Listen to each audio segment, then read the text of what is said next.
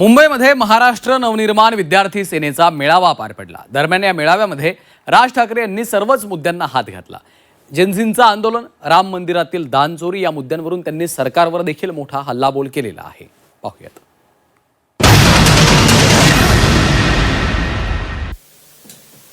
इथे जमलेल्या विद्यार्थ्यांनो आणि कधी काळी विद्यार्थी असलेल्यांनो,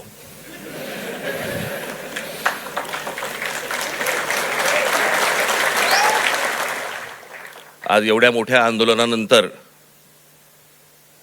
आज इतक्या लगेच विद्यार्थ्यांच्या आंदोलनानंतर लगेच इतक्या लवकर विद्यार्थी सेनेचा वर्धापन दिन आलाय। आणि आत्ताच्या ह्या सगळ्या काय जेनझी म्हणजे 97 पासून जे जन्माला आले ते 2011 पर्यंतचे, बरोबर ना? या मुलांचं म्हणणं काय, या मुलांना काय हवंय? आपण हे जेनझी करतोय, इंग्रजी बोलणारी फक्त जेनझी नसतात। माझी विद्यार्थी सेनेच्या सर्व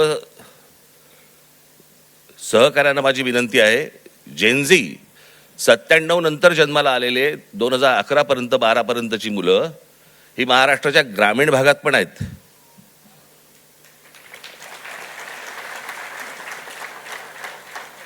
मुंबई पुण्याचे दिल्लीचे फक्त जेनझी नसतात किंवा नाहीत। या मुलांच्या अपेक्षा काय आहेत, आशा काय आहेत, यांना काय हवंय? मला असं वाटतं ही गोष्ट समजून घेणं गरजेचं आहे। काही जुन्या ज्या काही भ्रामक कल्पना ज्या होत्या, मला असं वाटतं त्याही आता आपण सोडून दिल्या पाहिजेत।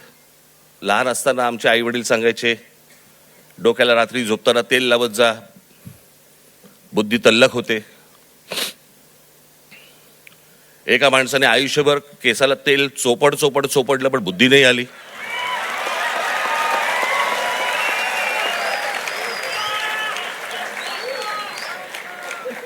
प्रत्येक केस स्वतंत्र उमेदवारासारखा उभा असतो।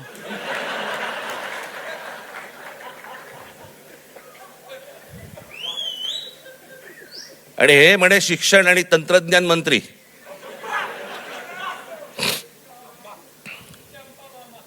काय बोलतोय आपण? काय चाललंय?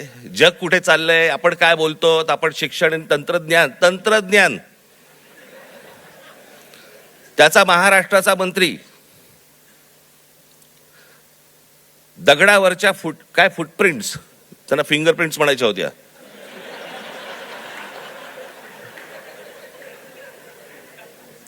ते म्हणे आता लिंक आधारशी करणार। कसं?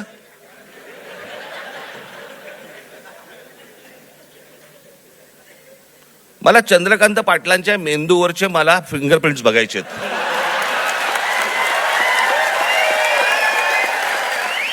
कोल्हापूरकरांनी ज्ञान मिळावं म्हणून या माणसाला कोल्हापूरवरनं पुण्यात पाठवलं, जिकडे बाबा शिक्षणाचं बाहेरघर आहे। तिथेही काही नाही झालं, तिथेही काही नाही झालं।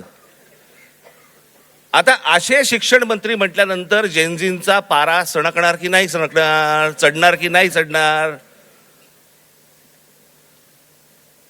की ही अशी माणसं आमच्या नशिबी आणून तुम्ही ठेवली आहेत?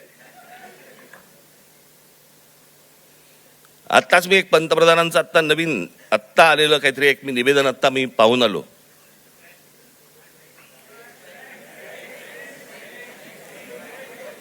ज्यात त्यांनी असं सांगितलेलं आहे की ज्या प्रकारचे व्हिडिओज आणि ज्या प्रकारची भाषा वापरली गेली ती अयोग्य आहे। मला मान्य आहे,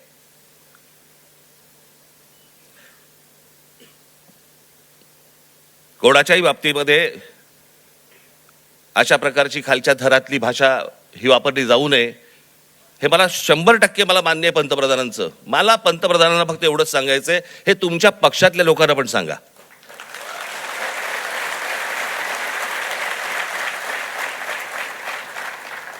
महात्मा गांधींपासून, जवाहरलाल नेहरूंपासून, इंदिरा गांधींपासून आतापर्यंत सगळ्यांपर्यंत आमच्यापर्यंत ज्या प्रकारची तुमची ट्रोलची जी काही टीम प्रत्येक राज्यांमध्ये जी बसवलेली आहेत, लोक बसवलेली आहेत, ते कोणत्या भाषेमध्ये आणि कोणत्या गोष्टी करत असतात मी पाहत नाही। मला ज्या गोष्टी कानावरती येतात, आज अनेक कलाकार आहेत महाराष्ट्रामधले, अनेक कलाकार आहेत, ते म्हणतात बाबा बोलायलाच नको, काही लिहायलाच नको, इतक्या शिव्या पडतात, इतक्या गोष्टी होतात. ही यांचीच माणसं भरलेली आहेत. मला असं वाटतं पंतप्रधानांनी त्याही लोकांना सांगावं की त्यांनी बंद करावं म्हणून. हे गेल्या 12 वर्षातच सगळी सुरुवात झाली.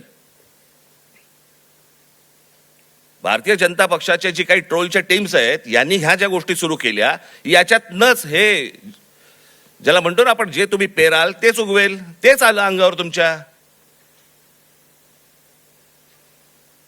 त्याच्यात पंतप्रधानांनी सांगितलं की मला शिव्या दिल्या, माझ्या आईबद्दल बोलले.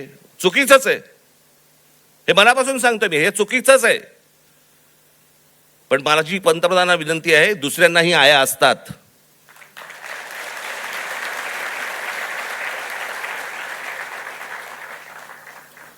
हे तुम्ही तुमच्या पक्षातल्या लोकांना देखील हे सांगितलं पाहिजे की तुम्ही मर्यादा पाळल्या पाहिजेत.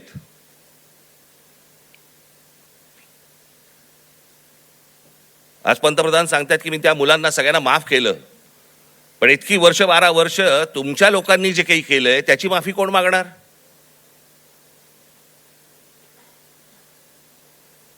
जे विद्यार्थी तरुण तिकडे जंतर मंतरला बसले होते, त्यांची डोकी फोडली, ज्यांना लाठ्या काठ्या मारल्या, त्याचे आदेश देणारे जे लोक होते ते कधी माफी मागणार?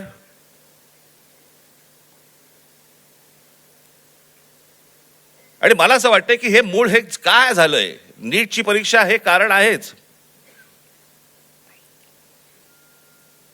पण हे प्रत्येक ठिकाणी त्याला जो काही रिस्पॉन्स मिळाला, सगळेच काही विद्यार्थी होते, तरुण होते, अनेक जे विद्यार्थी दशेतनं बाहेर आलेले आहेत, अनेक तरुण होते, अनेक तरुणी होत्या.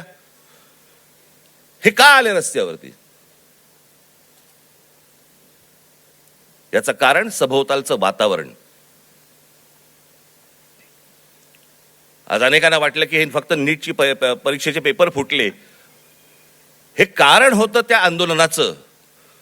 पण त्या आंदोलनाने जे रौद्र स्वरूप धारण केलं त्याचं कारण हे आजूबाजूचं इतक्या वर्षांचं साचलेलं जे काही आहे ना, मला फुटपाथवरनं चालता येत नाही, माझ्याकडे पाणी तुंबलेलं असतं,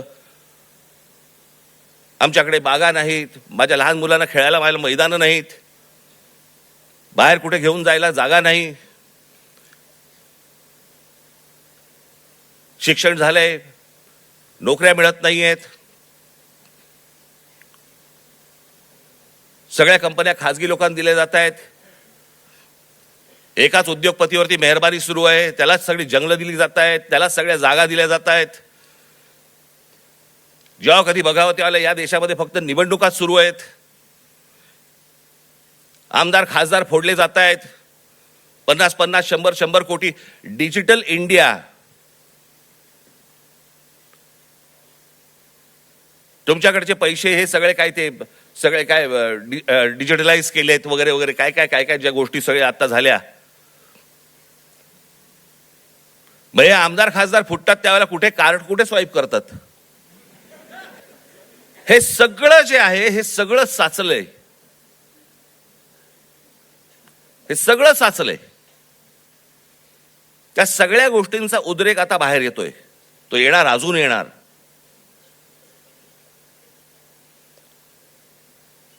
हा विषय कोणाला तरी सत्तेवरनं खाली खेचणं आणि कोणाला तरी सत्तेवरती आणणं हा एवढ्या पुरता मामूली विषय नाही आहे, हा देशाचा विषय आहे.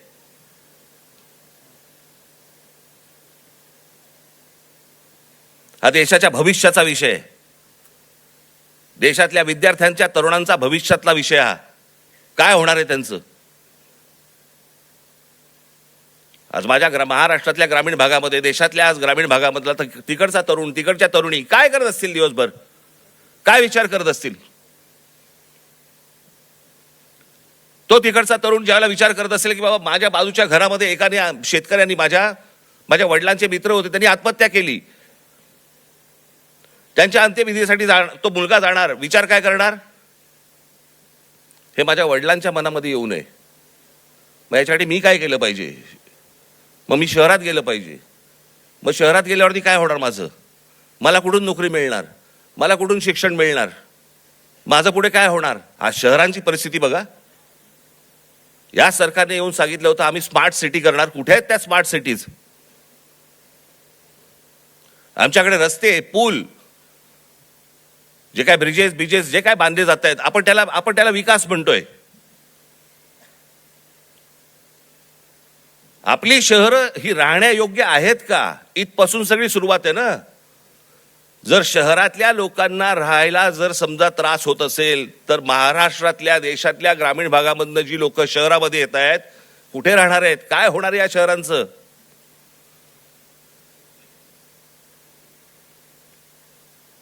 मी आता एक जस्ट तुमच्यासाठी म्हणून एक आकडा म्हणून आणलाय. आजची देशाची शिक्षणाची परिस्थिती, हे वर्तमानपत्रांमध्ये आलेलं, हे वेबसाईटवरनं काढलेलं, अनेक गोष्टींमधनं आलेलं, हे त्याच्यातनं मी हे तुमच्यासमोर मांडतोय. आजची देशाची शिक्षणाची परिस्थिती काय आहे. देशातील 1,00,000 शैक्षणिक संस्थांमध्ये मुलींसाठी स्वच्छतागृह नाही. 1,00,000. 15,000 शाळांमध्ये पिण्याच्या पाण्याची सुविधा नाही. 2004 मध्ये 8,00,000 शिक्षकांची पदे जी रिक्त होती, ती 2026 मध्ये ही संख्या 10,00,000वरती पोहोचलेली आहे. शिक्षक हवे आहेत 10,00,000. जॉईंट एंट्रन्स एक्झाम परीक्षार्थ्यांसाठी फक्त 1,00,000 जागा उपलब्ध आहेत. 2014 मध्ये 3,00,000 विद्यार्थी परदेशात शिक्षणासाठी गेले होते. 2014ला 3,00,000. तर 2026 मध्ये ही संख्या 9,10,000वरती पोहोचली. आज इतकी मुलं परदेशात जात आहेत. का परदेशात जात आहेत. मी 2014 साली मी एक डॉक्युमेंटरी केली होती, छोटीशी एक फिल्म केली होती 16 मिनिटाची. आपण जरूर बघा, युट्यूबवरती आहे.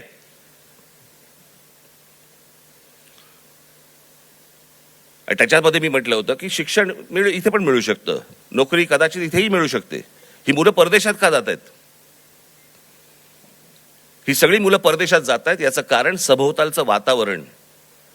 मी माझ्या घरातनं बाहेर पडल्यावरती मला आनंद मिळाला पाहिजे की मी काय शहरामध्ये राहतोय, काय सुंदर रस्ते आहेत, काय चांगले फुटपाथ आहेत, काय चांगल्या बागा आहेत, काय चांगली मैदानं आहेत, स्पोर्ट्स कॉम्प्लेक्स आहे. मला प्रत्येक गोष्टीला वाव आहे.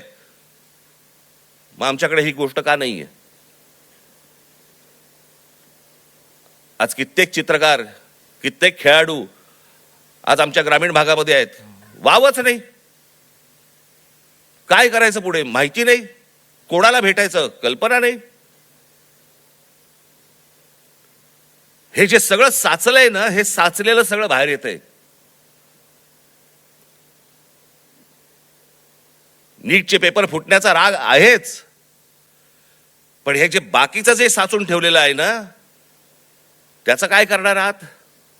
2014 मध्ये परदेशातील शिक्षणावरती भारतीयांनी, परदेशात जे गेले लोक 2014 मध्ये, त्या भारतीयांनी किती पैसे खर्च झाले त्यांनी स्वतःहून जे खर्च केले, म्हणजे आपल्या देशातनं जे बाहेर पैसे गेले ते किती गेले, तर ते 79,500 कोटी खर्च झाले.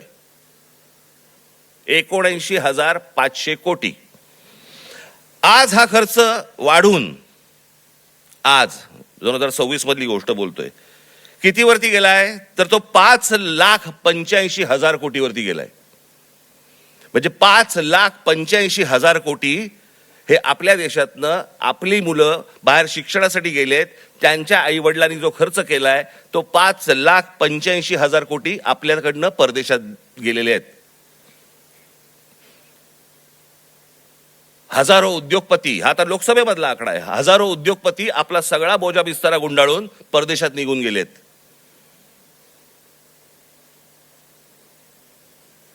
अहो एवढं कशाला. ज्यांनी मोदींवरती चित्रपट काढला होता, नरेंद्र मोदींवरती चित्रपट, आणि ज्याच्यामध्ये नरेंद्र मोदींची ज्यांनी भूमिका केली होती तो विवेक ओबेरॉय, तो दुबईमध्ये राहायला गेला. दुबईचा नागरिक आहे तो भारतात राहत नाही. मोदीजींनी खूप चांगलं काम केलंय. मोदीजी देशाला मोठं करतायत. मोदीजी देशामध्ये काय काय काय उद्योग आणतायत, हे आणतायत वगैरे वगैरे, अशी मुक्ता फळं जी आत्ता केली. तो कोण, आर माधवन ना, तो आर माधवन. विचारा कुठे राहतो. हा आर माधवन दुबईमध्ये स्थायिक झालेला आहे. यांना जर समजा या देशाबद्दल आहे प्रेम आणि त्या स्वप्नांना कसा आकार देता येईल याच्यासाठी म्हणून जे तज्ज्ञ या देशामधले आहेत त्यांना बोलवणं गरजेचं आहे. त्या मुलांना समजून घेणं गरजेचं आहे. भविष्यातल्या तुमच्या सगळ्या वाटचालीसाठी माझ्याकडनं मनपूर्वक तुम्हाला सर्वांना शुभेच्छा देतो आणि आपणा सर्वांची मी रजा घेतो. धन्यवाद. जय हिंद, जय महाराष्ट्र.